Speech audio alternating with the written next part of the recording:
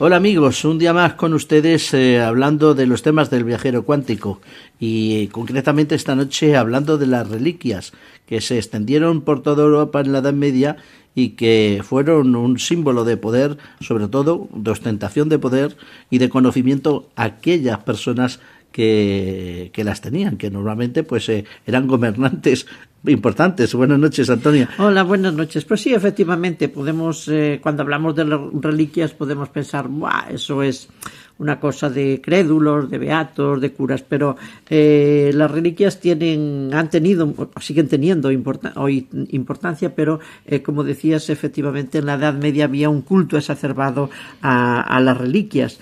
Eran efectivamente objetos de poder y que dieron origen a muchas guerras, a muchas luchas por poseerlas.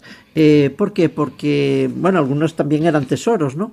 Pero dieron origen a muchas luchas porque poseer en un territorio unas reliquias movilizaba a la gente, movilizaba la fe de las personas en esas reliquias. ¿Y qué somos las personas? Pues bueno, ahora somos votos, ¿no? Y muchas otras cosas. Entonces, pues también, ya entonces eran recursos económicos. Es decir, y se establecía una relación de poder, de dominio sobre esas personas. O sea, claro, que era una forma de legitimidad y de autoridad a quien las poseía, ¿no? Claro, efectivamente. Entonces dio origen, como decía, a muchas luchas y a muchas guerras y a la configuración de la Europa medieval, ¿no? De la que somos herederos. Uh-huh. Claro, Europa ha cambiado mucho, pero sus orígenes están ahí. Claro, y si hablamos de reliquias, también vamos a hablar de fe y de religiosidad, ¿no? Porque claro, una cosa va unida a la otra, ¿no? Claro. Desde luego la Iglesia, como pasa con muchas apariciones marianas, pues no le da mucho crédito a algunas reliquias. Es decir, no es que no existan las reliquias, sí que existen. Otra cosa es que sean verdaderas en el sentido de que pertenezcan a aquellas personas o que provengan de donde se cree o de donde se ha dicho que provienen, ¿no?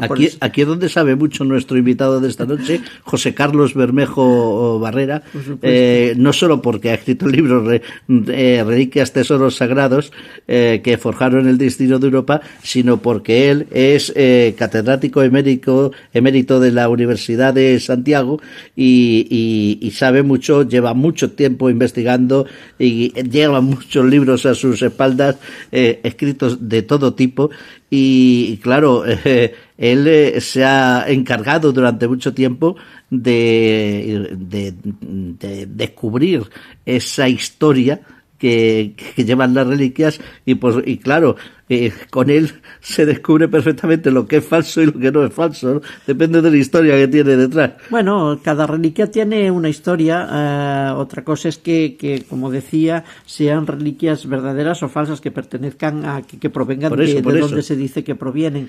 Y también cada reliquia tiene una leyenda. Y luego, pues, el imaginario popular pues la ha magnificado, la ha creído, y eso ha movilizado a mucha gente a ir allí, a visitar, a ver esas reliquias, porque la gente, en definitiva, pues siempre ha necesitado creer y sigue necesitando creer.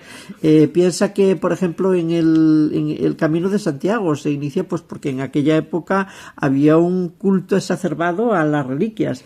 Y pues mira lo que ha dado de sí. A partir de entonces, pues por una leyenda o una creencia, la gente se moviliza hasta el Finisterre español y contribuye al resurgimiento de Europa después del Parece que estuviéramos hablando de las reliquias en pasado, porque nos hemos ido al pasado, a la Edad Media, pero no, las reliquias se mantienen hoy en día, están extendidas por todo el mundo.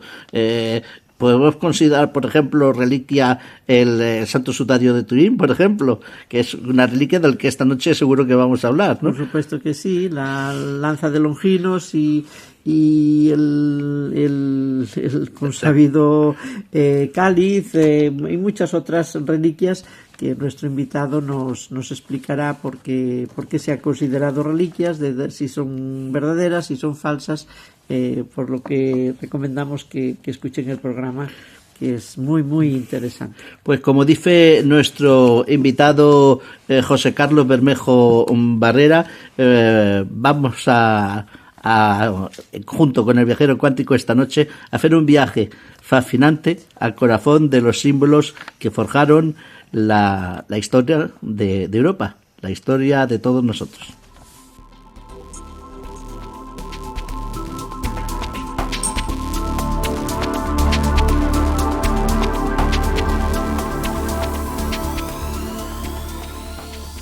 José Carlos Bermejo Barrera es catedrático emérito de la Universidad de Santiago.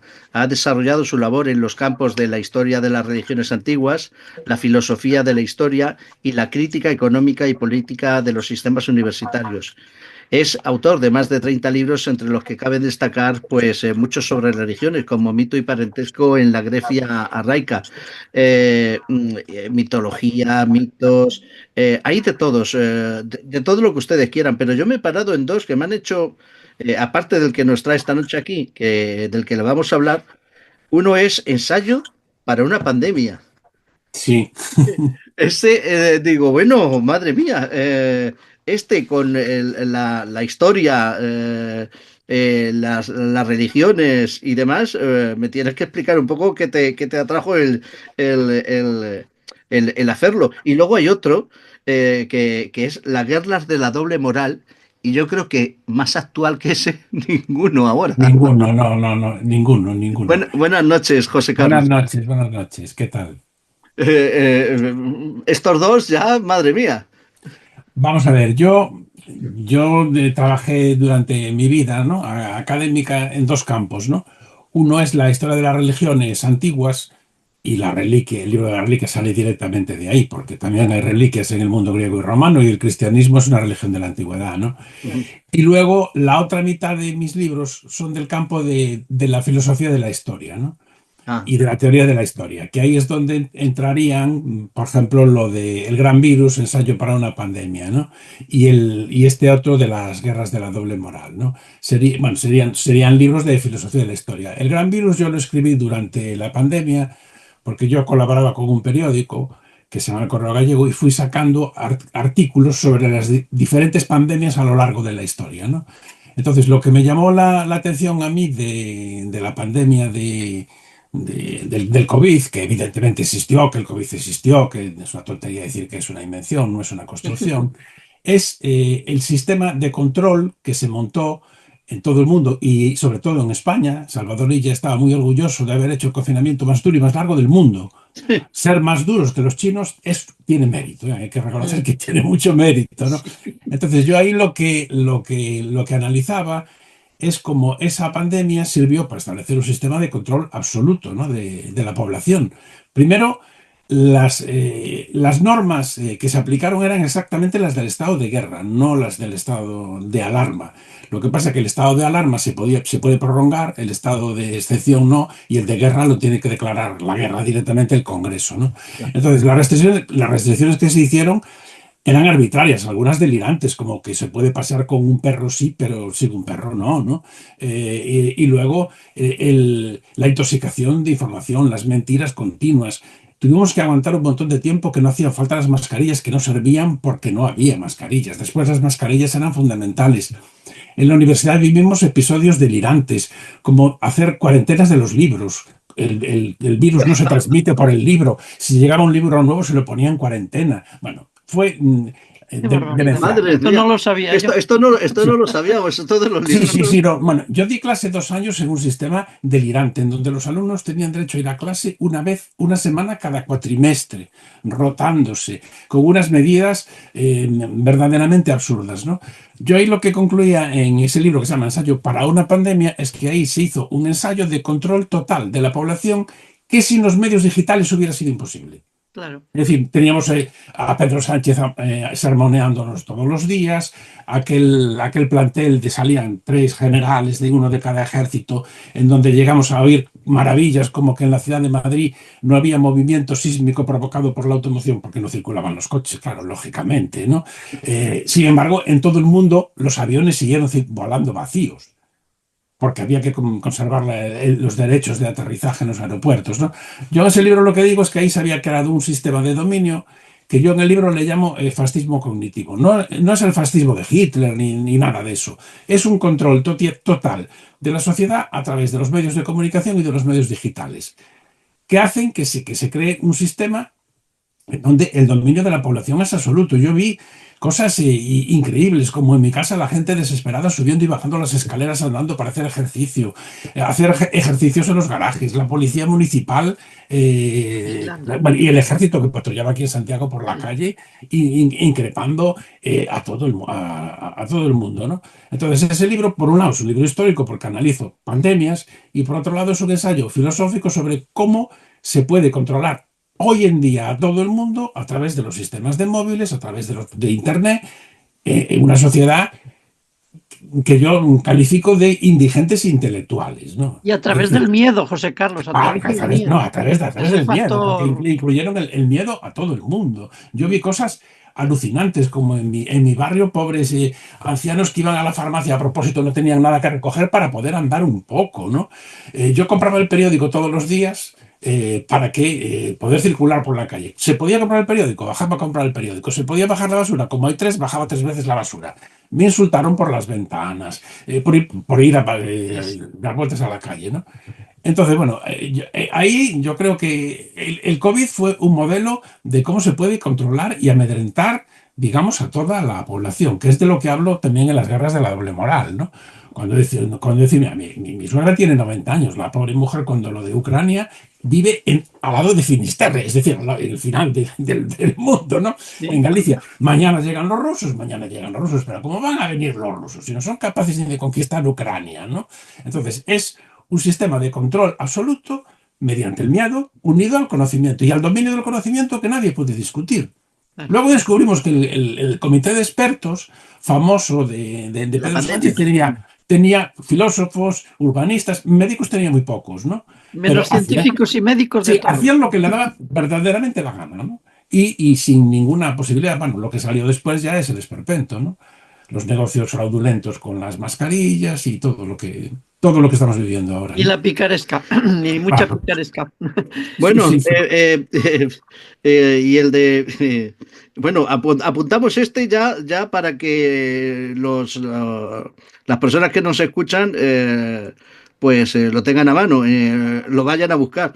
Ensayo para una pandemia. Pero el otro, que yo decía, de la guerra de la doble moral, además es un doble título, ¿no? La guerra de la doble moral, una retórica de la guerra, ¿no? Claro. En ese libro...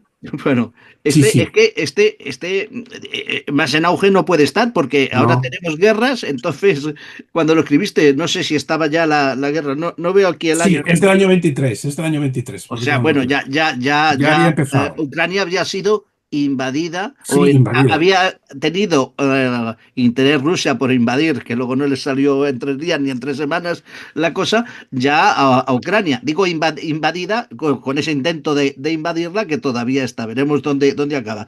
Y lo que el trasfondo es efectivamente la doble moral. Se nos cuenta una cosa, pero se pretende hacer otra encubierta, que no nos dicen así los principales países involucrados en el conflicto, como es ahora Estados Unidos, como en la propia Rusia, como en la propia China. Yo creo que nadie dice la verdad directamente de sus objetivos finales, ¿no?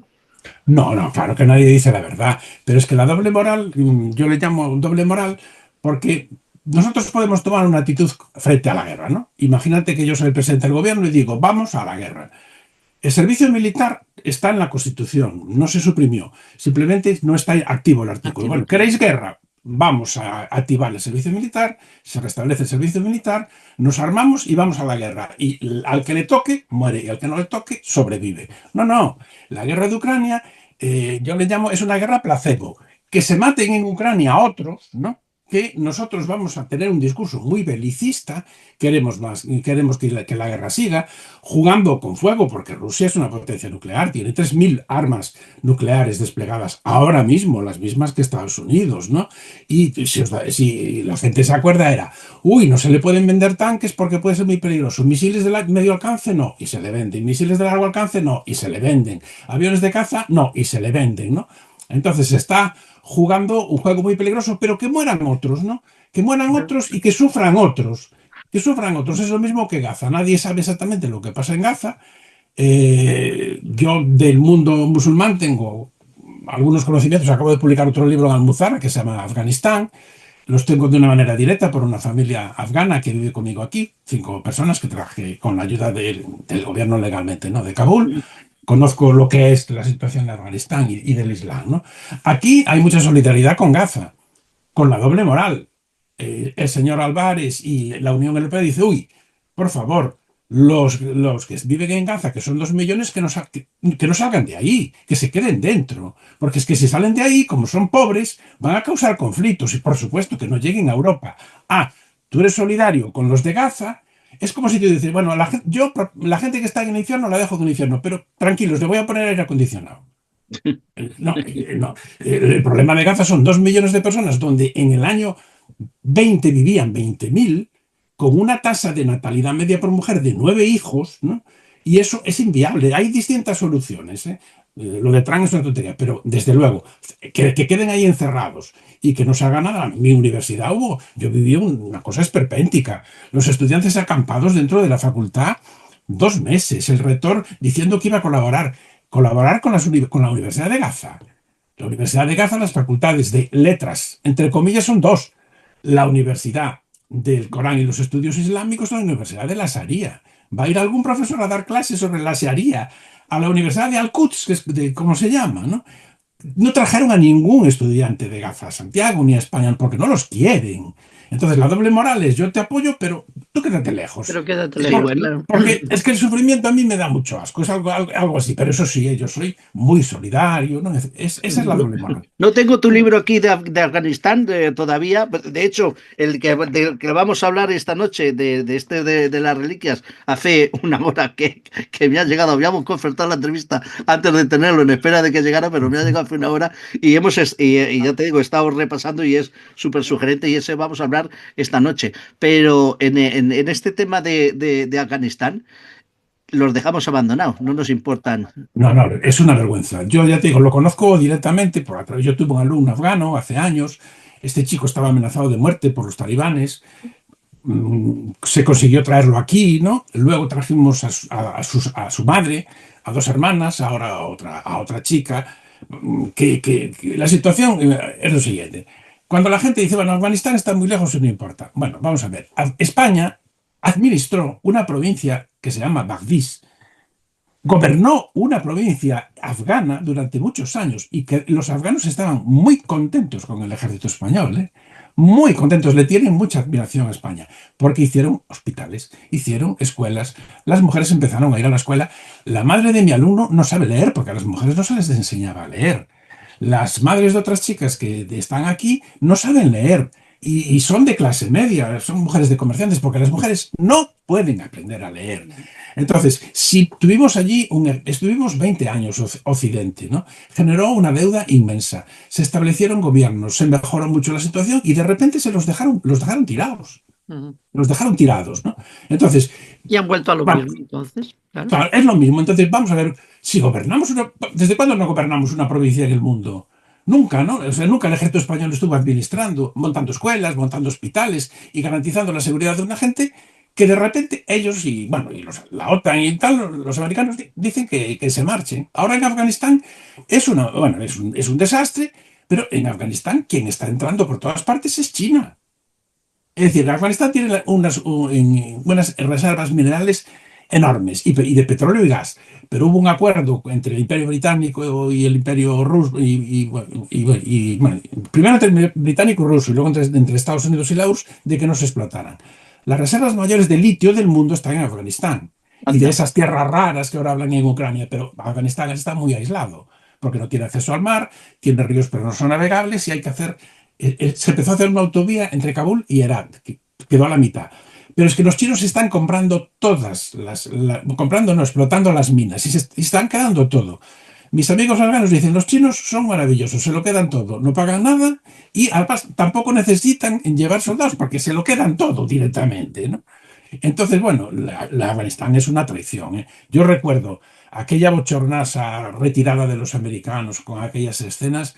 Yo vi en la televisión la rueda de prensa de Biden y no son como las de aquí, que allí al presidente le puedes pegar 4 gritos y preguntar. Le llamaron a Biden traidor, traidor negligente, cae sin incumplimiento del deber, esto es una vergüenza, es la mayor bochorno de la historia del ejército americano. De repente, eso es así y de repente se callan, ya está.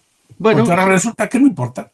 sí, sí, Bueno, la doble moral, efectivamente. Bueno, pues en la Edad Media no se luchaba por el petróleo porque no se conocía, ni por las tierras raras, ni por el gas. Pero había algo de lo que vamos a hablar hoy, que son las reliquias. Y podemos pensar, las reliquias, cosa de curas, cosa de iglesias, cosa de fanáticos, pero las reliquias movilizaban a la gente y también provocaban guerras. Y yo te pregunto, José Carlos, ¿podemos decir, o sería descabellado o muy simplista decir que la Europa de entonces, de la que somos herederos hoy, se forjó en torno a la lucha por las reliquias y los tesoros y el Sí, sí, yo creo que sí, porque las reliquias son un sistema. Hubo cientos de miles de reliquias, la mayor parte falsas, ¿eh? Y la Iglesia demostró que eran falsas. Lo que pasa es que las reliquias eran objetos de prestigio y objetos de poder, ¿no? Ujú. Y es como todo un sistema simbólico que abarca, digamos, todo el mundo cristiano, es decir, tanto Europa como Bizancio, como el mundo ortodoxo. En el Ujú. capítulo primero yo analizo la tumba de Lenin, la momia de Lenin reconstruida varias veces por médicos a la que se peregrinaba en la URSS, como una evolución del culto a los santos y a las reliquias de los santos, una evolución comunista de lo que era el culto a los santos.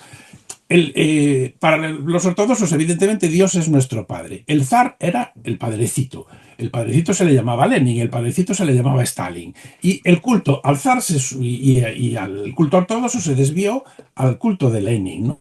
Las Ujú. reliquias son, mira, son enormemente, fueron importantísimas, pero siguen siendo importantísimas actualmente. Podemos poner un ejemplo. Nosotros vemos en la tele cómo los judíos rezan allí ante el muro del templo, que es una reliquia, es un muro del último templo, Ujú. y enfrente está la explanada de las mezquitas con la cúpula de la roca. La Ujú. cúpula de la roca, ¿por qué es importante? Porque desde la cúpula de la roca, Mahoma subió al cielo en un caballo blanco guiado por el arcángel San Gabriel. Mahoma quiso que la capital religiosa del Islam fuera Jerusalén. Después decidió que era la Meca, ¿no? Entonces, los judíos y los palestinos se matan por 2 reliquias. La del lugar en donde Mahoma subió al cielo en un caballo blanco, como el apóstol Santiago, ¿no?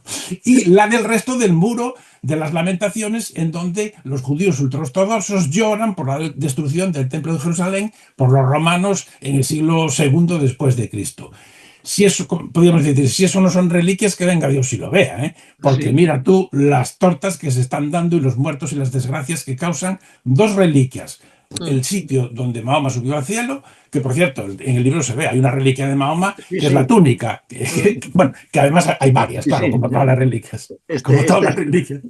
este es el libro y está ilustrado con fotos de reliquias, bueno, no, y con fotos de basílicas y cuadros también que son muy interesantes de ver, aunque están en blanco y negro, porque Almufara ya sabes que sobre todo es en blanco y negro cuando pone las cosas, pero no deja de ser un libro, un libro interesantísimo. Yo lo vuelvo a enseñar sobre reliquias, sobre la Edad Media también y sobre esto que está comentando Antonio y que estáis hablando ahora, sobre tesoros sagrados que forjaron el destino de Europa.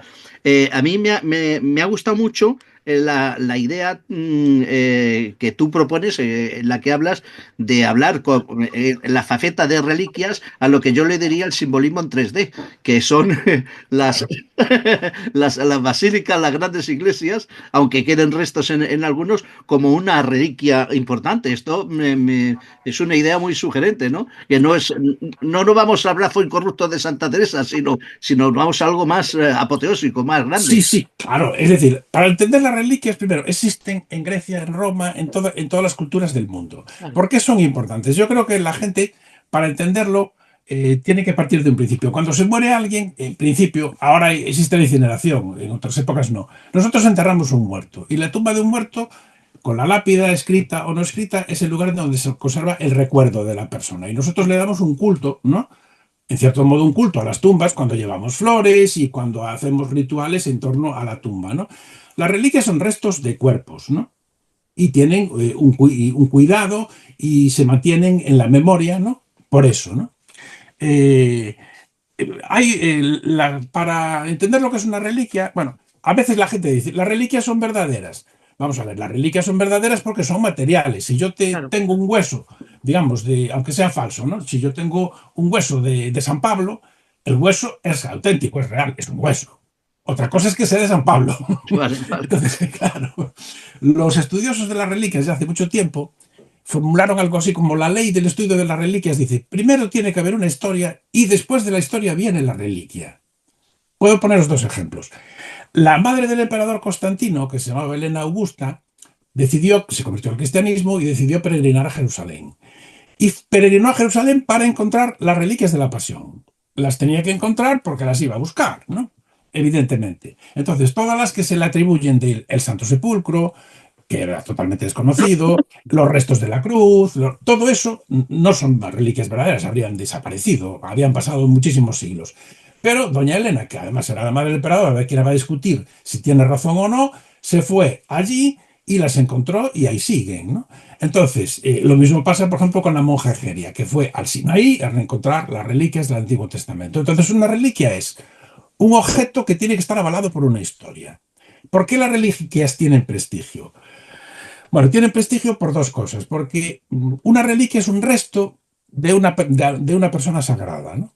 Y en el cristianismo podemos hacer una pirámide, ¿no?, de las reliquias. ¿Cuál es la persona, el cuerpo más sagrado en la historia del cristianismo que hubo nunca? El de Jesús. Claro. ¿Pero podemos tener reliquias del cuerpo de Jesús? No, ¿por qué? Porque subió al cielo íntegramente en cuerpo y alma. Ya tenemos un problema. El siguiente cuerpo es el de la Virgen María. Subió al cielo en cuerpo y alma. ¿Qué reliquias podemos tener de la Virgen María? Tampoco ninguna, ¿no? Entonces, bueno, en el libro se pueden ver luego derivaciones muy curiosas. Por ejemplo, hubo un debate teológico complicadísimo que es el siguiente. Jesús subió al cielo íntegramente. En el cristianismo se discutió mucho la cuestión siguiente. Nosotros vamos a resucitar, nuestros cuerpos van a resucitar, pero ¿cómo van a resucitar? San Agustín tiene en la Ciudad de Dios un capítulo enorme que a veces es divertidísimo, porque dice, vamos a ver, si yo me muero a los 82 años con un cáncer, voy a estar con el cáncer toda la eternidad. ¿Con qué cuerpo voy a resucitar? ¿Con el cuerpo con el que he muerto o con el cuerpo mío perfecto? Bueno, pues nada, vamos a resucitar todos a los 21 años, ¿no? Porque es lo que viene a decir con el cuerpo perfecto, por supuesto. Claro, yo quiero una reliquia de Jesús. ¿Y cómo la voy a defender si soy teólogo? Pues tengo un argumento. Jesús era judío, a los judíos de niños se les circuncida. Entonces hay un trocito de la piel del prepucio de un bebé que tuvo que cortarse. Jesús subió al cielo con prepucios y sin prepucios. Esto no es impío, que es muy serio, ¿no? Entonces unos teólogos dicen, no, claro, lo recuperó porque si no el cuerpo no estaría íntegro.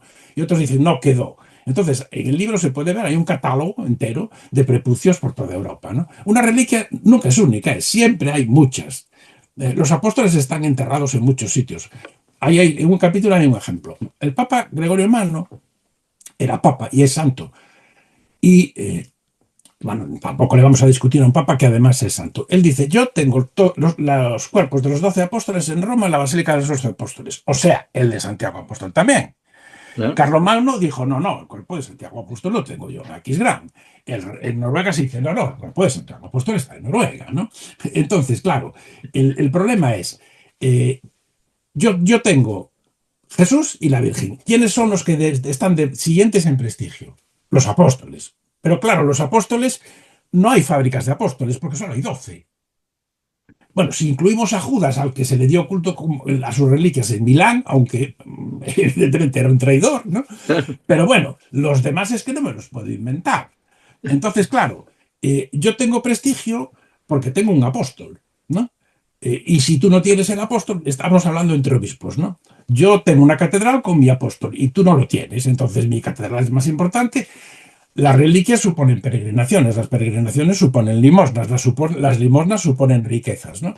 Hay un ejemplo en el libro, que es muy interesante, que es el culto a María Magdalena, ¿no? María Magdalena es muy importante porque en los evangelios se dice que Jesús iba con sus discípulos y las santas mujeres. Y de las santas mujeres conocemos a María Magdalena, que se llama así porque era de la ciudad de Magdala. Claro, María Magdalena en Estados Unidos y bueno, sobre todo en las mujeres teólogas, es una mujer clave porque la Iglesia dice, ¿por qué las mujeres no pueden ser sacerdotisas? Porque no hay ninguna entre los apóstoles que fuera mujer, pero sí que la hay, que es María Magdalena. María Magdalena, según el Evangelio, es la única persona humana que vio a Jesucristo resucitado al salir de la tumba, la única, porque luego desapareció y solo hubo apariciones. En los evangelios Jesús le llama la más querida, no, que no es que fuera su novia, eso es una imbecilidad. Y sobre eso se basa el Código Da Vinci y todas estas tonterías que se generaron después, ¿no? Pero María Magdalena es muy importante. ¿Qué pasa con la reliquia de María Magdalena? Esto está reconstruido en el libro de la forma siguiente. El abad de Béziers, en Francia, quiso tener una reliquia importantísima. Entonces, ¿qué hizo? Decidió que la iba a descubrir. ¿Cómo se descubren las reliquias? Siempre es igual. Una noche hay una luz en un campo, como una estrella. Nos acercamos y empieza a oler a flores. Automáticamente sabemos que ahí hay un santo. Excavamos y surge el santo. Pero es que esta forma de encontrar las reliquias es igual en la religión chiita. Los chiitas musulmanes le dan culto a los santos, a sus santos, los sunitas no, ¿no? Entonces siempre es igual. El abad de Béziers, que era muy cuco, para descubrir a María Magdalena, lo cual era una notoria falsificación, se llevó un notario, se llevó un montón de amigos, excavó en un sitio y la encontró. Encontró un esqueleto con un pelo que le llegaba a los pies, porque la leyenda de María Magdalena dice que era una prostituta pecadora que luego decidió no cortarse el pelo. Luego eso tampoco es así. La abadía de Béziers se hizo tan rica que el Papa le ordenó a otro abad en Provenza, en la Sainte-Bonne, que hiciera el favor de descubrir otra María Magdalena, porque es que se estaba poniendo las botas el abad de Béziers. Y efectivamente la volvió a descubrir. Y en la Sainte-Bonne, en Francia, hay una basílica con el supuesto cuerpo de María Magdalena, que fue tan importante o más que Santiago en las peregrinaciones. Todos los reyes de Francia peregrinaron allí. Carlos III, el nuestro, el de Borbón, peregrinó allí, y ese culto fue importantísimo hasta la Revolución Francesa.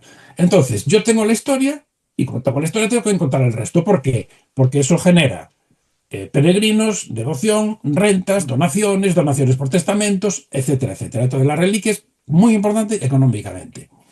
Claro, y si hay varias Marías Magdalenas, si hay unos cuantos lignum crucis, si hay varios trozos de la piel del miembro viril de Jesús por todas partes, ¿en qué se basa la creencia realmente de la gente? ¿Qué papel juega la creencia de la gente ahí? Porque claro, si tú me dices que está aquí, está en Checoslovaquia, y yo digo que está aquí en Orense, por decirlo de alguna forma, ¿cómo hace la gente para creer en eso? ¿Qué papel juega esa creencia realmente? Yo creo que no tenemos forma de creérnoslo. No, vamos a ver, No, la gente se lo cree. No, la gente, Bueno, las reliquias... Mira, de saber cuál es el verdadero. Claro. No, eso está también explicado en el libro porque eso está regulado por el derecho canónico. Vamos a ver, las reliquias son incomprensibles sin el milagro. La gente va a una iglesia y peregrina buscando un milagro. Hombre, entendámonos, un milagro de andar por casa, ¿no? Una leyenda, más bien. No, un milagro de verdad. Vamos a ver, en Galicia sigue habiendo gente que peregrina a una iglesia, deja una cabecita de cera porque tuvo una enfermedad. Otras veces hay esvotos que aún lo se siguen haciendo, que es un pecho de mujer porque tuvo un cáncer. Es decir, la gente en la Edad Media había una gran mortalidad antes del primer año. La medicina era muy, muy poco. O sea, viene una peste y ¿qué hacen en la Edad Media? Rezarle a San Roque. No se van a librar de la peste de ninguna otra manera. Entonces, las reliquias y la creencia en los milagros son fruto de la desesperación. Entonces la gente va a las iglesias a pedir normalmente que se cure una enfermedad, que se le cure una enfermedad de un niño, de un familiar, ¿no? Vamos a ver, si no llueve, la gente se muere de hambre, porque con la sequía se mueren de hambre y el trigo y los alimentos no viajan a larga distancia. Entonces los milagros que pide la gente, frente a la peste, las enfermedades, la sequía, etcétera, etcétera, hay que pedirlos en un sitio donde hay una reliquia, porque la reliquia se puede tocar. Mm. Era obligatorio en que en cada altar hubiera una reliquia, ¿no? Aunque se fuera un dedito, ¿no? Y si es una reliquia importante, la iglesia decía que hay que exponerla delante del altar alguna vez. Ajá. Hay un ejemplo, sí, sí, eso es obligatorio. Lo que pasa es que, ¿qué ocurría? Las reliquias hay decenas o cientos de miles, ¿no? La mayor parte son falsas, no es que sean falsas, es que son falsos los personajes que se le atribuyen. Imaginemos que en una iglesia pequeña, un monasterio, dicen que tienen un mártir que fue martirizado en el año 480 por el emperador Napoleón. Porque el que inventó la reliquia mucha cultura no tenía, ¿no? Entonces, claro, de esos, en los estudios, los especialistas en historia de los santos dicen, no, no, es que el 90% son falsas porque los personajes son falsos. Claro. Entonces, ¿qué hacía la iglesia? La reliquia surge normalmente de la devoción popular. Entonces, los obispos tenían que hacer lo siguiente. Yo soy un obispo, tú eres un obispo. Te llegan con una reliquia, ¿no? Entonces tú dices, bueno, vamos a ver, ¿de quién es la reliquia? Y te dice, bueno, si es de un apóstol, eso ya son palabras mayores. Es de un santo que aparece en tal texto. Por ejemplo, es de San Francisco de Asís. Entonces dicen, bueno, pero tiene que haber un documento, dice el obispo, que diga que San Francisco de Asís vino a morir a Madrid, porque si no, no vamos a tener la reliquia. Bueno, y si no vino a morir a Madrid, que se trasladó luego su cadáver. Entonces el obispo lo primero que dice es, el personaje es verdadero, es verosímil que esté la reliquia. Claro, los obispos, el único idioma culto que había en la Edad Media era el latín, sabían leer los textos antiguos, sabían leer las inscripciones y automáticamente decían, bueno, esto puede ser verdadero, ¿no? Entonces, el obispo que autorizaba, vamos a ver, la Iglesia Católica no autorizaba el culto al objeto, autorizaba el culto al santo. Ajá. Por decirlo de alguna manera, si aquí en Santiago yo le preguntas a la gente, ¿Santiago Apóstol está en Santiago? Y te dicen, sí, y dicen, no, tú eres cristiano. Estás muy equivocado, Santiago Apóstol es un santo, está en el cielo. Si no estuviera en el cielo no sería santo, a ver si nos entendemos. Vale, niega la mayor ya. Claro, niega la mayor, los santos están en el cielo y la iglesia sabe los que están y los que no están. Entonces, la iglesia dice, nosotros no le damos culto al hueso, le damos culto al santo. Y autorizamos el culto para fomentar la devoción. El Concilio de Trento, que cortó el culto a las reliquias porque la Reforma Protestante las eliminó, dijo, bueno, no se le da culto al objeto, se le da culto al santo. Y no importa que la reliquia sea verdadera o falsa si hay una tradición de culto, porque lo importante es la devoción al santo. Entonces, bueno, no es una cosa tan absurda. Los obispos tenían que hacer, digamos, el examen crítico, pero es que en el siglo XIII el Papa se aburrió y dijo, no, se acabó. Se hacen en el Vaticano porque sois todos unos caraduras, porque cada uno acumula más reliquias, ¿no? Para tener más prestigio. Felipe II, que tuvo la mejor biblioteca de Europa, en el Escorial, Sí, sí. recopiló miles de reliquias, no me acuerdo cuántas, no sé si son 4.600 o 5.000. No te dicen ni la cifra exacta, porque No, hemos no, no. estado allí y no hay forma de saber la cifra exacta. Pero Bueno, bueno, pero era es que era coleccionista de reliquias, y No sí, entre otras cosas, claro. le daba igual los cuadros del Bosco que Sí, manuscritos sí, en sí. griego, Sí, que sí, trozos sí, de hueso. Entonces, eso es eran muy importantes. Son En- Pero, objetos de... perdón, no iba a decir que hablamos de entonces de la Edad Media, pero todo esto trasciende la Edad Media porque hoy sigue la gente peregrinando y Sí. hoy sigue la gente llevando esvotos, porque yo los he visto en monasterios y los he visto en varios sitios. Es decir, que en la era digital sigue habiendo estas creencias y estas devociones y estos a veces fanatismos, no sé. Antonia, que siga habiendo religión. Ya sé que, Claro, claro. Si hay pero, religión, bien, si hay bien, religión. pero una cosa es religión y culto a, como decimos, a los santos y otra cosa es culto a los objetos, ¿no? Y creencia en que los objetos, pues, te van a sanar o te van a dar fortuna, o que peregrinar, por ejemplo, a un determinado lugar, porque sigue habiendo peregrinaciones y todas las peregrinaciones, como tú sabes, por ejemplo, a Santiago, no son religiosas, también son No, profanas y son para pasárselo bien y para ver qué pasa, quiero decir, ¿no? José Carlos. Es claro, decir, no, no. que cómo puede sorprender que en la época en que estamos, pues todavía esto tenga su importancia. Claro que ya aquello de que las reliquias te den el poder, o los tesoros que buscaban el poder de la Edad Media, pues ya ha cambiado, ¿no? Ahora ya no nadie busca el poder por las reliquias, o sí, O no sí. sé, o sé. Bueno, pero lo busca por los símbolos, ¿eh? Es Ya. decir, claro, nosotros vamos a ver, las reliquias fueron muy importantes hasta el siglo XVI. Ujú, En el siglo XVI los protestantes acaban con el culto a los santos, ujú. destruyen los monasterios, en una iglesia protestante no hay ninguna imagen, ¿no? Y el catolicismo se dio cuenta de que había muchas supercherías, ¿no? La crítica histórica, o sea, el análisis de los documentos para ver si es verdad, si no es verdad, mediante el estudio de la escritura, de la ortografía, de la lengua, nació en el siglo XVII en Europa para dictaminar qué reliquias eran verdaderas y cuáles falsas, ¿no? Hay una colección gigantesca que se llama Acta Sanctorum, que van con los santos de cada día que le escribieron los jesuitas, están en latín, ¿no? En donde ellos recogen todos los datos, no se creen casi ninguno, ¿eh? Pero es muy importante porque tienes todos los documentos ahí, ¿no?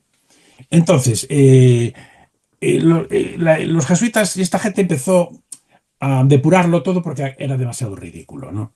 Pero ¿qué ocurrió? Que en el siglo XIX, cuando la Iglesia dio una marcha atrás horrorosa con León XIII hacia digamos, hacia lo que llamaríamos el racionalismo político, decidió volver a poner en marcha el culto a las reliquias, ¿no? En Santiago, por ejemplo, en Santiago Ay, ay. hay dudas. Bueno, vamos a ver, si queréis que os explique un poco lo de Santiago, Hombre, a ver, vamos a ver, vamos a ver, tenemos, eres catedrático emérito de de la Universidad Santiago. de Santiago, por favor, háblanos de Vamos Santiago. a ver, vamos a hablar en serio como historiadores. ¿Alguien puede pensar que una persona que hablaba arameo, que se llamaba Jacob, o Jacob, ¿no? Que es Jacobo, ¿no? Llegó a Galicia en donde no había ninguna ciudad, ¿no? A la costa, en un sitio que no sabemos exactamente qué idioma hablaba y los convirtió al cristianismo? ¿En qué idioma le iba a hablar? Además resulta que, vale, el Evangelio dice que el Espíritu Santo le infundió el don de lenguas a los apóstoles. Vamos a creerlo. Pero si convirtió a cristianos en el siglo I, ¿por qué no quedó nada? Porque tendría que haber algún resto, ¿no? Entonces, yo hablo ahora como historiador.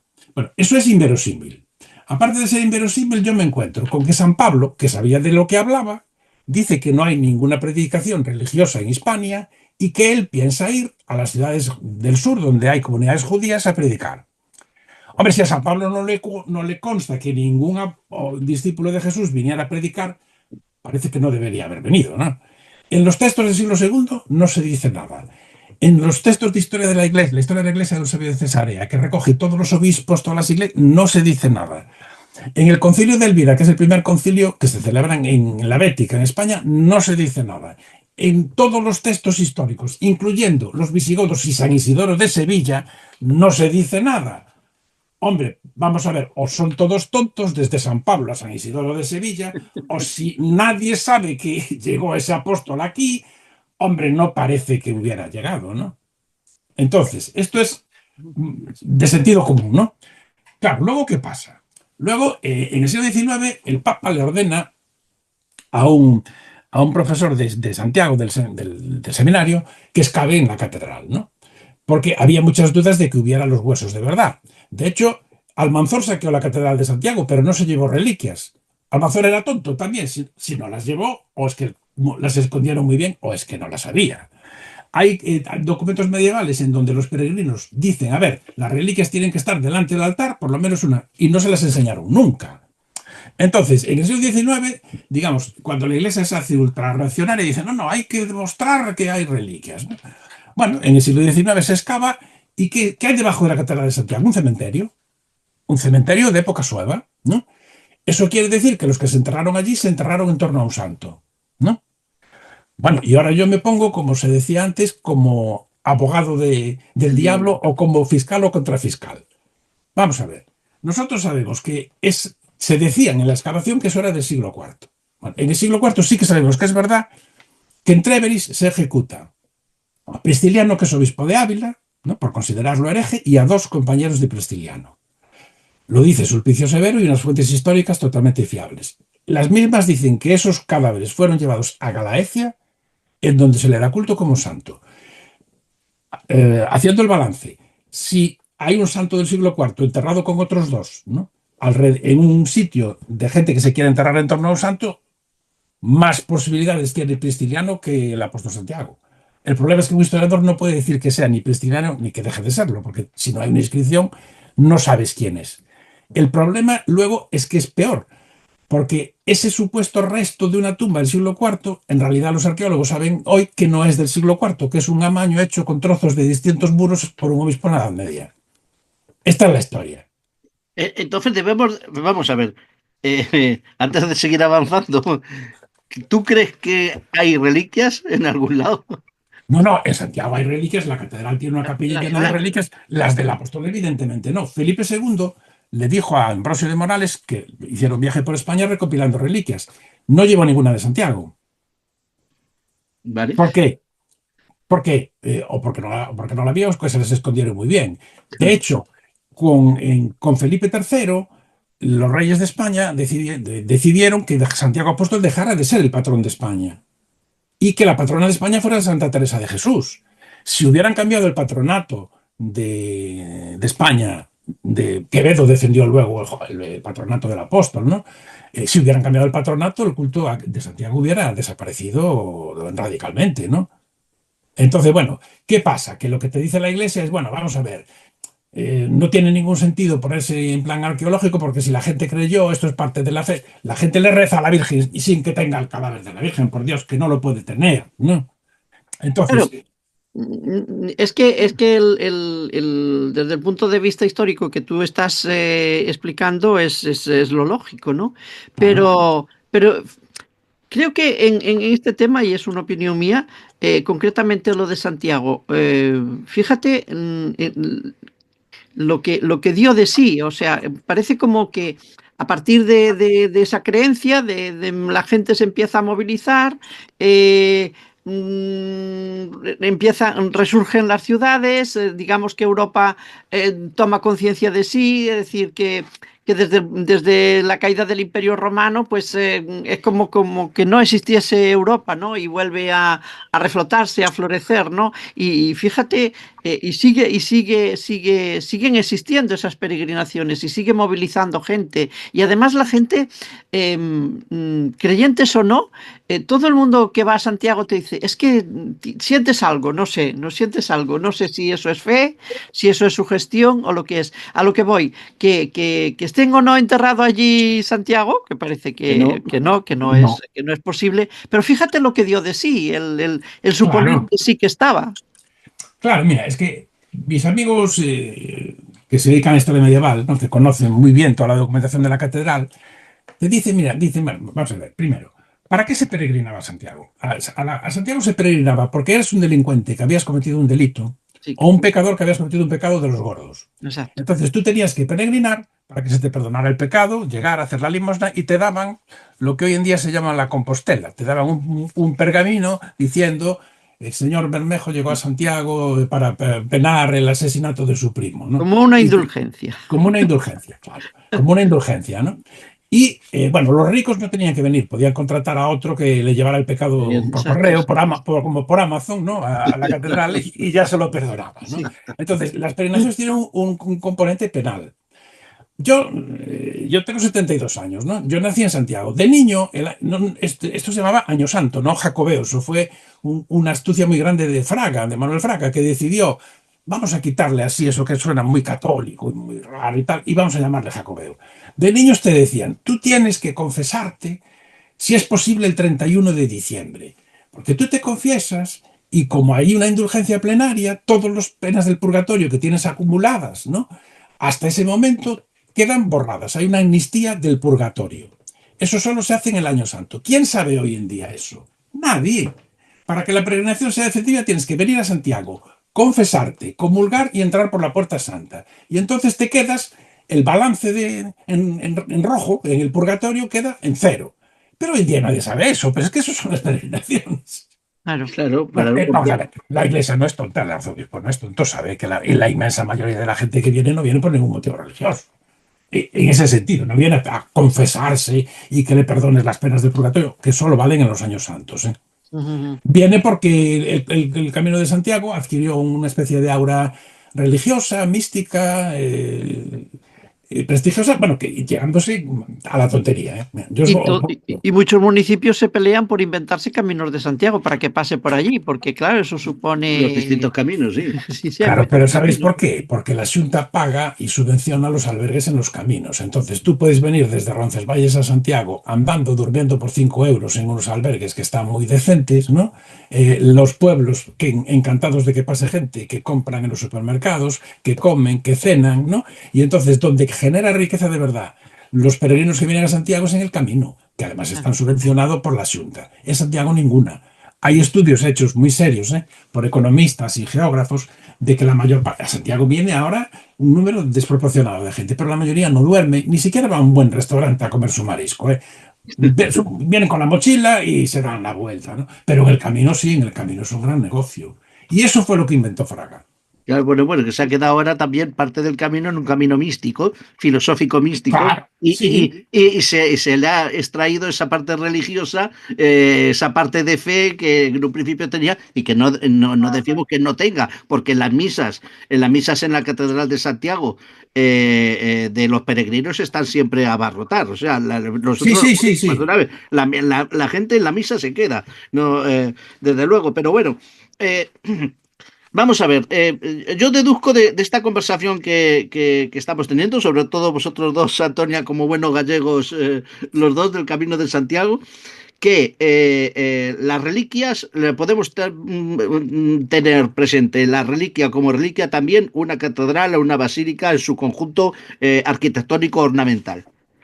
Luego tenemos las reliquias de los santos muertos, que pueden estar su cadáver allí o lo que quede de su cadáver también. Y luego tenemos las reliquias de cosas que llevaron en vida esos santos o los propios apóstoles o el propio Jesucristo. Ujú. El himno crucis, como dices tú, la cruz de Cristo, que al parecer está, En tú me todas corregirás partes, luego, en todas partes, pero que hay trocitos en todas partes. Yo me puedo creer que una cruz se pueda trofear y puedan estar trocitos en muchas partes del mundo. Vete a saber ahora lo que...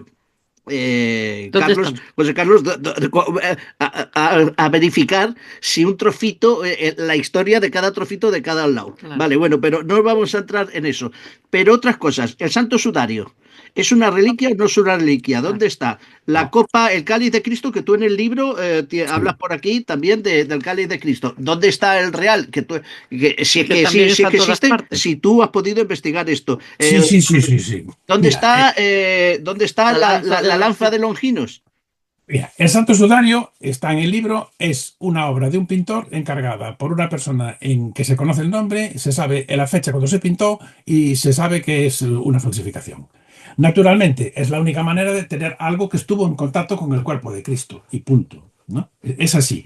Claro, Pese a las investigaciones científicas con sí, carbono sí, 14 y todo lo demás, ¿qué me todo dices? lo demás lo tienes en el libro. Está Sí, estudiado sí, sí. la edad de la tela, el nombre del pintor, quién lo encargó y por qué, igual que lo de la Verónica, ¿no? Eso está claro. Pero claro, eso tiene un valor simbólico muy grande para la gente, porque, o sea, yo Claro. necesito tocar a Jesús y no puedo porque se fue al cielo, ¿no?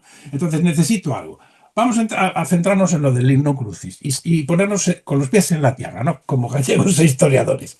A Jesús lo crucifican, es verdad. Lo crucifican con un ritual de pena de muerte romano, que es la crucifixión, porque los judíos la pidan, no crucifican. Mm. Seamos realistas, y luego voy a enlazar con el Santo Grial. A mí me matan a mi hijo, ¿no? O si soy María o a sus discípulos. Y me lo ejecutan como los romanos con una cruz. Y luego le digo, mire, señor Pilatos, ¿le importa que me lleve la cruz? ¿Esto qué es un chiste? Es como si a mí me ahorcan y van mis hermanos a decirle que se quieren llevar la horca a casa. Es ridículo. No tiene ningún sentido que se llevaran la horca, que se llevaran la cruz. Eso se lo inventó Elena Augusta. Es inverosímil. Lo que sí que es verdad, y sabemos que es verdad, es que Jesús es ejecutado. José de Arimatea, que es un personaje histórico y que es un fariseo muy rico y muy influyente, consigue de Pilatos, que es el que condena a muerte a Jesús. A Jesús no lo mataron los judíos, lo mataron los romanos, ¿no? Sí, sí, sí. Claro. Entonces Pero consigue lo que le den. acusaron los judíos, ¿no? Sí. Sí, sí, pero lo mataron los romanos, ¿no? Sí, sí, sí, Como una correcto. forma de ejecución romana. Es decir, Sí, que la sí, sí, sí. guillotina es francesa. Mm. Bueno, Y el garrote vil español. y el carácter es español, ¿no? Entonces José de Arimatea le dice si le deja enterrar el cadáver, porque él tiene tumbas que son cuevas en una montaña, no nichos en una montaña, y se lo dejan enterrar. Entonces, ¿de dónde viene la siguiente leyenda que está ahí de Glastonbury con el Santo Grial? Los ingleses dicen que José de Arimatea, que tuvo contacto con el cuerpo de Cristo porque lo enterró con sus manos, ¿no? Lo enterró con sus manos, luego no lo vio porque solo lo vio María Magdalena. Cogió un barco y se fue a Inglaterra. Desembarcó en Glastonbury, que es donde luego está el rey Arturo, convirtió al rey de Inglaterra al cristianismo y luego se murió y eso desapareció. Pero luego vino la luz, empezó a oler bien y se descubrió la tumba de José de Arimatea en Glastonbury. Glastonbury fue la abadía más grande de Europa y una de las más ricas. ¿Por qué? Porque José de Arimatea se llevó en mano el cáliz de la última cena. Pero el cáliz de la última cena, ¿cómo podría ser? Los judíos hacían como los musulmanes, sacrificaban un cordero y hacían una cena, ¿no? Es exactamente el mismo ritual. Pero claro, Jesús era carpintero. Los griales que hay por ahí tienen unos diamantes como la copa de un pino. Un carpintero que en una cena de carpinteros, pescadores, ¿de qué es la vajilla? O de cerámica o de madera. Entonces, si el grial fuera de verdad, sería un vaso de cerámica o de madera, ¿no? Entonces, la leyenda dice que José de Arimatea, en Glastonbury hay inscripciones con los dibujos, ¿no? Del cáliz, ¿no? Ahí se dice, no, José de Arimatea lo trajo aquí y José de Arimatea como José de Arimatea convirtió al rey de Inglaterra al cristianismo antes que a ningún otro rey, Isabel I, la enemiga de Felipe II, consiguió de Felipe II que el embajador inglés fuera siempre delante del español porque José de Arimatea convirtió a Inglaterra antes que Santiago Apóstol a España. Luego la leyenda de Glastonbury siguió y evolucionó del cáliz de la última cena al rey Arturo y al grial, ¿no? Y ahí, bueno, pero ahí ya empieza toda una historia sí que hay leyenda, extraordinaria y leyenda y literatura y todo lo que quieras. Pero el principio está ahí. José de Arimatea llega, funda una iglesita pequeña de madera, se supone, ¿no? Luego se muere, se olvida, encima se construye la catedral. Lo que dices tú es que es así. Una tumba tiene que estar en un lugar. Y un lugar sagrado es una catedral, es un monasterio, es una iglesia. Por eso el lugar es muy importante. Y el edificio es tan importante como la reliquia. No vas a tener una reliquia ambulante. Claro. La reliquia tiene que estar en un sitio. Y claro, el sitio es sagrado. Y el edificio también, claro. Eso es bueno, algunos del cáliz, en cuanto al cáliz, lo que se defiende también es que ese cáliz de madera es el cáliz de madera, allá donde estés, si en Valencia o en donde sea, donde esté el auténtico, vete a saber, y que esa ornamentación que tiene de piedras preciosas que van teniendo son posteriores que se van haciendo con posterioridad como voto por haber hecho un milagro, etcétera, etcétera, como voto de los propios fieles y que digamos está enfundada en piedras, pero el auténtico no se ve o se ve trocitos muy pequeños, ¿no? Pero el auténtico es de vidrio y el vidrio en el mundo romano es muy caro, que tampoco está al alcance de un carpintero, Claro. Y un objeto de madera después de tantos siglos no se puede conservar. Yo creo que se podría conservar, pero es bastante es difícil, ¿no? Es inverosímil. Lo curioso es que José de Arimatea es un personaje real. La crucifixión de Jesús es verdad.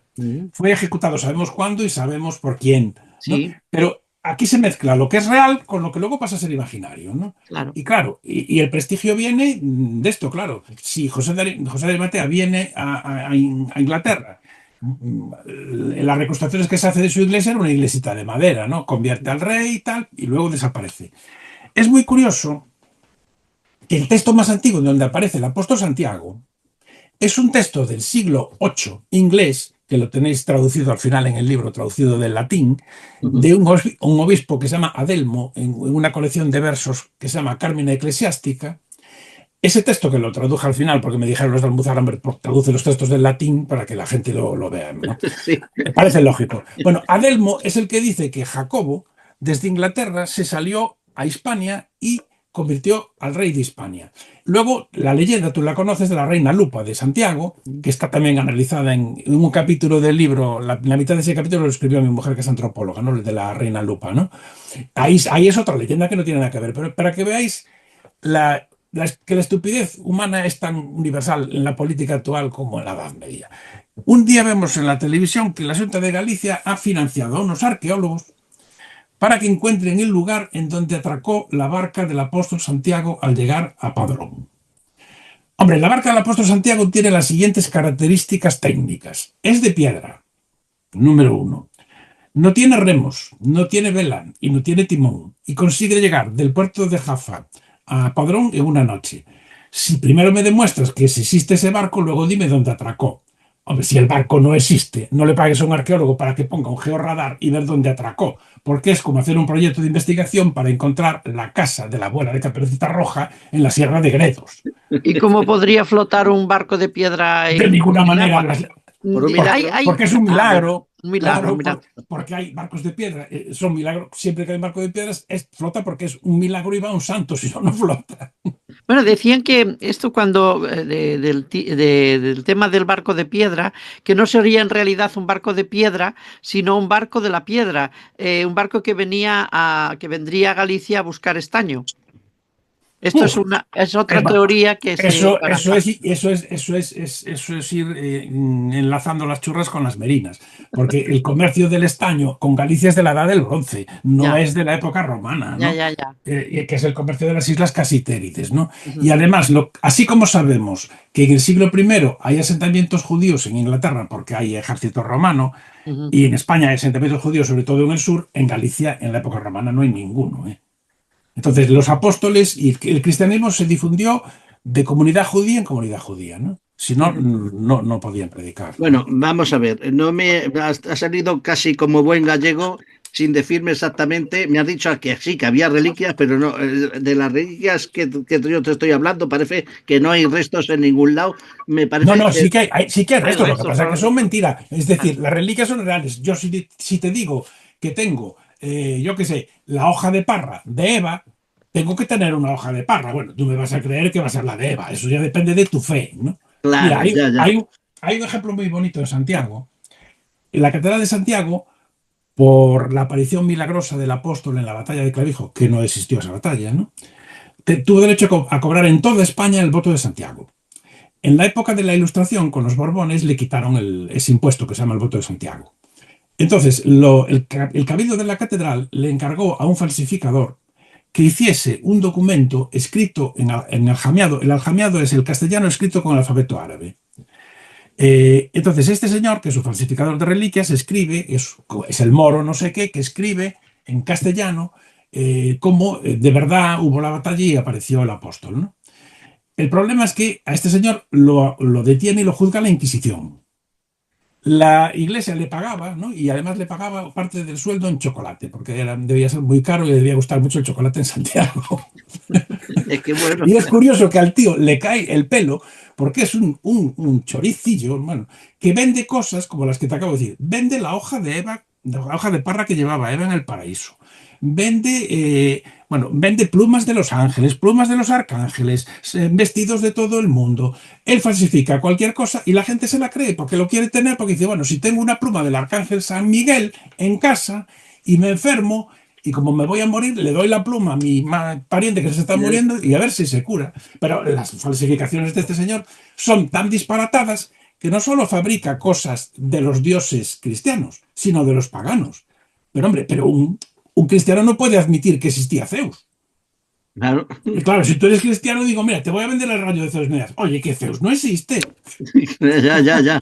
Bueno, está claro que sí existen las reliquias, otra cosa es que sean auténticas. Claro, la reliquia siempre tiene que existir. Vale, perfecto. Una cosa. Bueno, yo supongo que muchos sitios no te dejarán investigar porque vas destrozando los mitos y las leyendas a diestro y siniestro. No, pero yo tengo un aval, ¿eh? Es decir, yo en el libro utilizo, si tú coges la Santa Santorum de los jesuitas, lo que pasa es que hay que leerlas en latín. Bueno, a veces cuando están hablando de las reliquias, por ejemplo, de las de Santiago, dicen, paramos porque nos da la risa. Los jesuitas, ¿eh? Es decir, porque ellos, o sea, los jesuitas dicen, bueno, vamos a afinar un poco, primero, que el personaje sea verdad, que sea verosímil que murió aquí, y luego, si nos quedamos con el 5% de a las que se le da culto, ya quedamos contentos, ¿no? Mira, la única tumba que los arqueólogos te pueden decir con bastante seguridad que es auténtica, la que queda, es la de San Pedro en el Vaticano. Es así.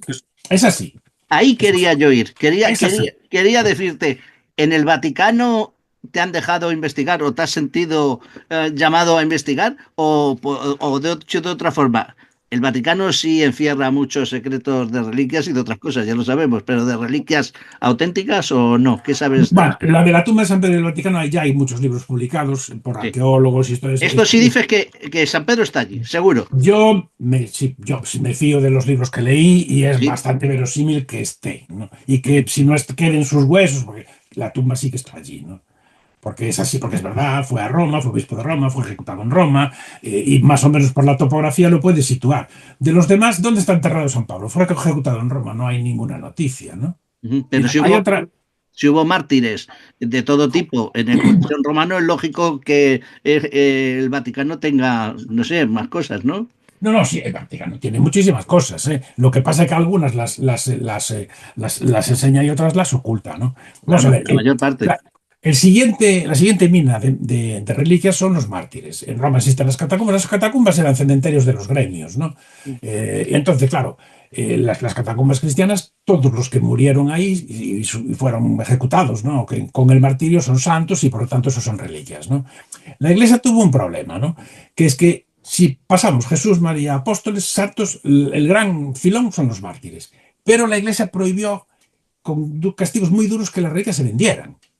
No se podían vender, se podían regalar o intercambiar, ¿no? Hay un libro que yo cito que se llama Furta Sacra, los robos sagrados, como en la Edad Media, por ejemplo, tú imagínate, yo soy un abad de Lugo y mando a un monje que venga a un monasterio de Santiago y de paso le decimos, mira, como allí tienen una pierna de Santo Tomás, pues luego prohibió también cortar los muertos en trozos, pero se cortaban. Me traes el hueso y me lo traigo, ¿no? Entonces, eso era un delito, pero era un delito, pero comprarlas no podía ser. Entonces, el siguiente gran filón son las catacumbas, ¿no? Porque de ahí sí que se sacaban los huesos. Hombre, la catacumba es una tumba, tiene una inscripción, sabes el nombre del mártir, el día que murió y cuándo fue martirizado, eso es auténtico. Claro. Entonces, eso sí, ahí tienes, eso es no sé, el Leroy Merlin de las reliquias, lo encuentras todo. Bueno, otros personajes importantes que de los que no hemos hablado son los Reyes Magos. ¿Dónde se supone que están enterrados? ¿En En Colonia? la Catedral de Colonia. En Colonia, ¿no? Pero son auténticos sus restos. Lo Hombre, mismo. si tú crees en los Reyes Magos y esperas que Yo te sí. traigan regalos, sí, Hombre, sí, no, no. hombre, es que Es que eso José tiene Carlos, los delito, Reyes Magos es algo intocable. Existen, Hombre, existen y vienen cada por año. favor. Esto que no nos olvidemos. Que no nos olvidemos, claro, lo que pasa es que los historiadores católicos serios te dicen, vamos a ver, hombre, los Reyes Magos en el Evangelio son una leyenda. Si fueran históricos, tendríamos que saber cuál era su reino, cuál era su nombre, porque estamos en una época en donde se conocen los reinos, los nombres de los reyes, y evidentemente eso es una leyenda, ¿no? Notoriamente. Hay otra cosa muy, muy, muy curiosa. En una necrópolis merovingia con cientos y cientos de tumbas, se encontró la necrópolis. Entonces hay otra leyenda que es la leyenda de las 11.000 vírgenes, que fueron martirizadas porque bueno, no quisieron mantener, digamos, su castidad. Entonces, en la Edad Media encuentran un campo, un montón de tumbas, no miren si son de hombres o de mujeres, tampoco sabrían a veces. Las 11.000 vírgenes ya las tengo ahí. Sí, claro. Ya Ya está. está, ¿no? Entonces, estamos en lo mismo. Primero tengo la leyenda y luego lo que dices tú. Necesito un lugar, un cementerio, la tumba y ya está. Ya está, lo tenemos todo. Bueno, pues estamos llegando al final. Estamos llegando al final, ya lo sé. El tema de las piedras. En Galicia también el culto, por ejemplo, hablamos de las pedras de Avalar, Sí, hablamos de los milladoiros, ¿no? En San Andrés sí. de Teixido. Cuéntanos un poquito el tema. Vamos a ver, ¿También son reliquias, se consideran reliquias La o piedra. es no, simplemente una leyenda? Porque todo tiene no, una esas, leyenda esas, detrás, ¿no? vamos Si a ver, tenéis un barco de piedra, ¿cómo lo vais a considerar, que a además, considerar oye, la que es un piedra barco de reliquia? piedra que no usa combustible, es ecológico y llega de Claro. Jafa a Santiago una noche. O sea, vamos a ver, hay muchos ritos con las piedras, ¿no? Lo de tirar, por ejemplo, piedras en las encrucijadas, eso lo tienes atestiguado en el mundo griego. Es decir, el dios de las encrucijadas es Hermes, ¿no? Entonces, las encrucijadas son lugares que se consideran peligrosos porque por ahí circulan las brujas, también en el mundo griego, ¿no? Ujú, Y entonces, en Galicia, los cruceiros, que se sitúan en las encrucijadas, ujú. porque en la mitología popular gallega hay las almas de los que están en el purgatorio. La gente que está en el purgatorio no está ni en el cielo ni en el infierno, esos no pueden salir. Pero los del purgatorio son muertos errantes, ¿no? Entonces van en la compañía, tú la conocerás, van por de noche, por los caminos, por los montes, y tú, si te los encuentras, si te agarras al cruceiro, no te hacen nada. Por eso hay cruceiros en las encrucijadas. Pero antes de los cruceiros había amilladoiros. Y los amilladoiros consisten en que cada persona que pasa tira una piedra, ¿no? Eso en griego se llamaban érmata, esos montones de piedras. Y entonces estamos en lo mismo. La gente no es tan tonta de darle culto a una piedra. Le da culto a algo que se simboliza y que se sitúa en la piedra. La piedra, claro. Claro, porque la gente hombre, puede tener necesidad de creer en cosas fantásticas, pero tonta no es. Entonces dirá, bueno, ¿por qué este lugar? Porque es que aquí viene la compañía, ¿no? Entonces es así, ¿no?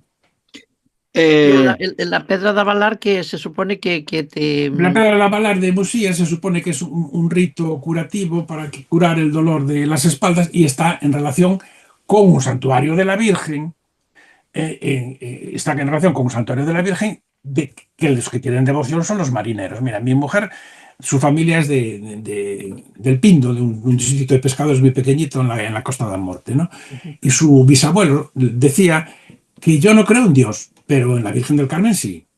Claro. Claro, ¿por qué? Porque era marinero y además no sabía nadar. Entonces decía, no, a mí que me proteja la Virgen del Es Carmen. como agarrarse a un palo Claro, ardiendo, ¿no? A un y hierro además decía, ardiendo. yo no creo en Dios, para la Virgen del Carmen sí. Y luego le decía a su familia, cuando me muera, como me hagáis un funeral, voy y me aparezco. O sea, Ese se unía era un a la ateo muy procesión de curioso. la Santa Compañía, ¿no? Sí, claro. No creía en el purgatorio, pero él se aparece si se enfada. Bueno, en cualquier caso, las reliquias, las leyendas, las creencias, si perviven hoy es porque la gente necesita creer en algo. Claro. Vamos a ver, la gente. Mira, a mí me gusta mucho la definición entera, ¿no? Que dio más de la religión, ¿no? De lo que es el opio, ¿no? Vamos a ver, en la época de Marx no hay analgésicos, el único que quita el dolor es el opio y es legal, ¿no? Entonces Marx no alaba a los yonkis, ¿no? Marx cuando define la religión dice que la religión es la esperanza de un mundo sin esperanza, el corazón de un mundo sin corazón y el espíritu de un mundo sin espíritu. La religión es el opio del pueblo. ¿Qué quiere decir más? Que los pobres, la gente que no tiene cultura, la gente que sufre, ¿no? Necesita una esperanza. Y como no tiene esperanza real, se inventa una imaginaria, que es la religión. El corazón, en el lenguaje alemán de la época de Marx, es los sentimientos. Nadie tiene compasión. Entonces, si nadie se compadece de mí, pues yo pido a un santo que me dé apoyo, ¿no? Y el espíritu es el pensamiento. La mayoría es analfabeta. Entonces, si yo no tengo ninguna cultura, no tengo ningún conocimiento, veo que nadie me ayuda, que no hay solidaridad conmigo y que no tengo ninguna esperanza en la vida, pues me agarro a una ilusión y eso es la religión. Bueno, luego estaría otra no recuerdo ahora mismo de quién era, pero seguro que vosotros me lo decís. El conocimiento os hará libres, que dijo. Sí, bueno, eso es del Evangelio, la verdad, os hará libres. Eso, vale, pues el conocimiento os hará libre, pero claro, mira cómo habíamos empezado el programa de esta noche antes de hablar. Hablamos de la pandemia y luego de la doble moral de las cosas, pero ¿y la doble moral del conocimiento? También, porque el conocimiento se puede aplicar de muchas maneras y está claro y se puede falsear, además. Claro, el conocimiento se puede falsear y se falsea porque además hoy en día la investigación científica es una máquina de producción industrial. Es decir, un científico no es Ramón y Cajal en su casa con un microscopio. Un científico Pfizer, por ejemplo, hablando del COVID, es una industria gigantesca, ¿no? Gigantesca. Pfizer, por ejemplo, te pongo un ejemplo. Pfizer intentó crear una pastilla para el colesterol que no bajara al malo, ¿no? Que subiera al bueno. Y contrató a un montón de químicos. El experimento fracasó y se fueron varios miles de químicos a la calle. Entonces, claro, detrás de la investigación científica más importante es la militar, ¿no? Hombre. Claro, esa es la que mueve más dinero. Después la farmacéutica, porque son muchos millones, ¿no? Esto lo viví yo en primera persona, ¿no? Yo tomaba una pastilla para el colesterol de Bayer que se llamaba Lipovay. Entonces yo estaba de vacaciones y veo telediario. Atención, todas las personas que tomen Lipovay acudan inmediatamente a su médico de cabecera. El Lipovay era una pastilla una estatina para el colesterol, que era muy buena, potentísima, y competía con Pfizer, con esterivastatina y atorvastatina. Entonces, ¿qué hizo Bayer? Bayer, la pastilla era 0,1 miligramos, 0,2, y ellos no tenían para grandes infartados el equivalente del Cardil 80, ¿no? Entonces cometieron el error de hacer el Lipovay 0,4. Empezó a morir gente. Entonces Pfizer, con abogados en los hospitales, con la gente que moría, consiguió empezar a poner pleitos contra Bayer, que la pastilla costaba 7.500 pesetas al mes. Éramos millones en el mundo que la tomábamos. Pfizer consiguió que la prohibiera Estados Unidos, casi manda a la quiebra a Bayer. Entonces, luego me decía mi médico, mi internista, si es que son iguales. Si es lo mismo. Lo que pasa es que Bayer se dejó llevar por la avaricia, ¿no? Porque ellos, para la gente que tiene muchos infartos, le dan Cardil 80, que es peligrosísimo, ¿no? Y entonces, ¿eso qué es? Investigación, guerras comerciales e intereses. ¿Alguien nos explicó por qué los contratos de las vacunas del COVID, que yo me las puse todas, que no soy bobo, son secretos? ¿Por qué las cláusulas de Pfizer no se publicaron? ¿Por qué la vacuna española que se hizo, de la que está muy orgulloso Pedro Sánchez, no se aplicó? Porque yo me acabo de poner este año otra más de Pfizer. ¿Y dónde están las otras? Vamos a ver. Estoy por preguntárselo a Pedro Sánchez, pero... Sí, yo también, no sé. porque además la gente se cabrea, porque dice, pero si teníamos una, ¿por qué le sigue poniendo a la gente esta? ¿Y por qué el contrato de la vacuna es secreto? Las cláusulas. Pfizer estaba a punto de quebrar. Hombre, con el COVID remontó. Coste que no digo que lo hubiera inventado. Tuvo la suerte de hacerlo corriendo, ¿no? Pero la ciencia, claro, la ciencia es, ¿verdad? La ciencia es un logro, es magnífica, pero es manipulable, y sobre todo es manipulable por los intereses económicos. La ciencia tiene también visos de ser otra religión, ¿no? Claro, vamos a ver. Claro que tienen visos de ser otra religión, eso que dicen, nosotros lo sabemos todo. Si ya entramos en ciencias tan dudosas como la psiquiatría, ya no te digo, ¿no?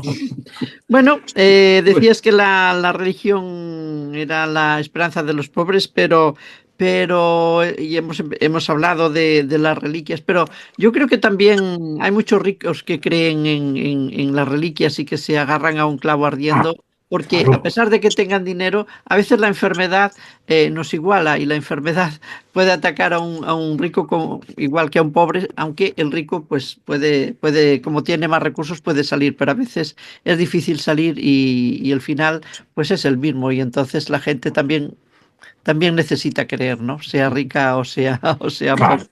Y en Y luego, eso, efectivamente, y luego la religión se manipula. Mira, hay una nota muy bonita. Voltaire, los ilustrados se reunían en casas de marquesas muy ricas que hacían, bueno, hacían tertulias tertulias de con polaca. cenas, ¿no? Entonces, Voltaire iba mucho a una tertulia de uno de los grandes materialistas del siglo XVIII, que se llamaba Lametrie, ¿no?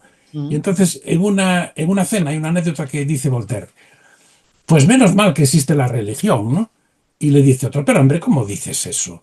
Dice, porque es que mira, si no existiera la religión, los que nos están sirviendo la comida ya nos habrían cortado la cabeza.